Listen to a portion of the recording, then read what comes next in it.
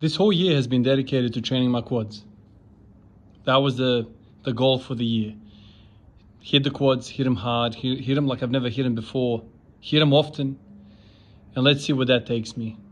Complete contrast to what the goal was last year. Last year was all about glutes, hamstrings, basically hip extensors. I haven't felt the need to train my back until the last few days. Essentially, when I started to do the jumping, the jumping squats, explosive stuff, I started feeling like when I'm moving those weights, whether it be 160, 180, 200, and all I'm thinking about is speed, power, I feel like I'm losing touch, I'm losing mind-muscle connection with my lower back. Today I thought, you know what, I need to do something for my lower back. Started off like I've been starting this whole day, this whole streak, 6 days today of hitting 200, went well, felt strong. The bar felt really good. 200 moved well, I thought. Straight after that, I went to my jumping squats. I did 5 sets of 5, if I'm not mistaken, 5 sets of 5. Once again, trying to leap up into the ceiling with the bar, accelerate from the bottom up. And then I had a moment to myself and I kind of thought, okay, what am I going to do for my lower back? Automatically, my mind goes to hyperextensions, back raises, GHD back raises, something like that. But then I thought I won't be able to do that at home, so let's rule that out. I don't have that equipment. What can I do at home? I thought about rack pulls, went to them, worked up to 200 for one, and I didn't really like what they were offering me. It wasn't offering me what I wanted. That feeling that I feel when I'm jumping up from the bottom of the squat. The rack pulls didn't feel like they were going to help me with that. So then I went back, stripped the weights up, put the bar outside the rack, and I went to work with RDLs. RDLs have a special place in my training history. Some of the best squatting I've ever done happened after a block of RDLs. So I decided to do them. I didn't want to do heavy fives, something like that with 200 kilos. I'm not going to do that. My back training now is going to be purely accessory. So lightweight for a bunch of reps. That was kind of the thought. So I put 100 kilos on and I started doing reps. I was doing sets of 10. Initially I started with a normal stance and then I started widening and widening and widening. Now, I don't know what it is about my body, but there's a clear weakness when I go wide. So each of these sets, I started going wider and wider, and I think the last 2 sets, I don't even know if I recorded them, I ended up doing sumo. So pure sumo, legs really wide, grip inside. And what I try to do is do stiff-legged RDLs in a sumo stance.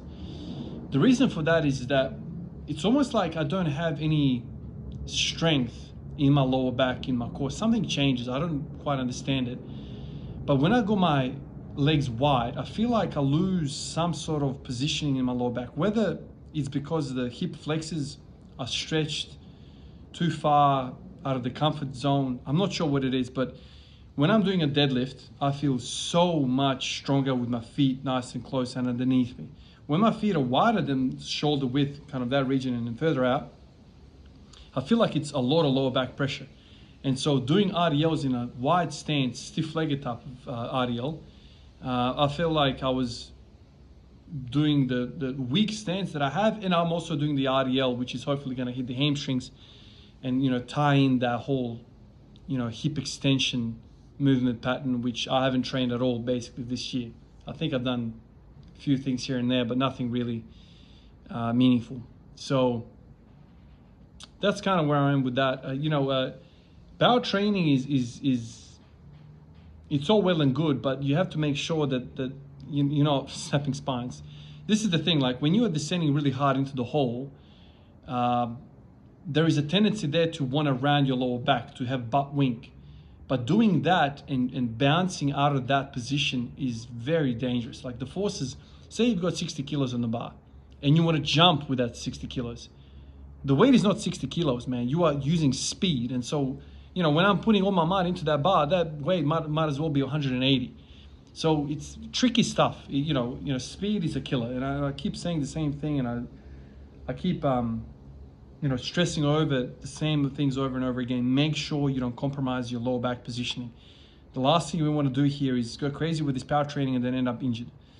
You know, this is very much in my mind. So I think RDLs, if anything, they're gonna put that movement pattern, hip hinging, into the thought process, so the body kind of is familiar with what a hip hinge actually is.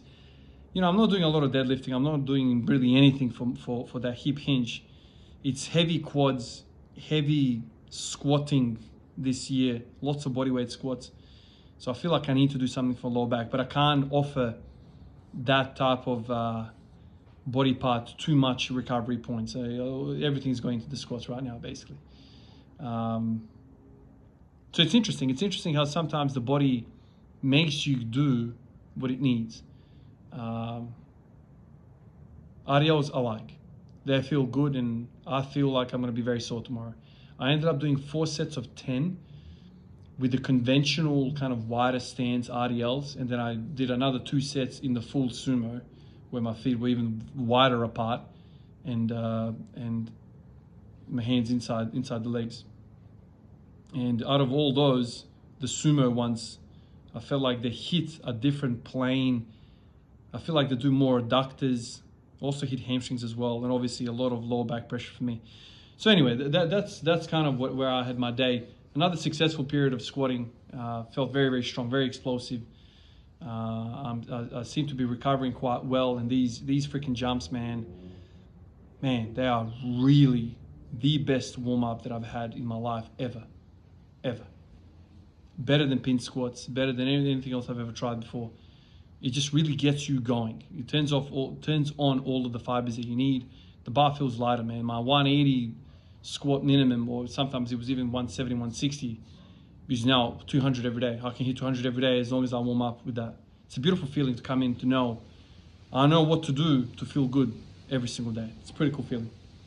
Anyway, guys, appreciate all of you guys, and catch you in the next one. Peace out.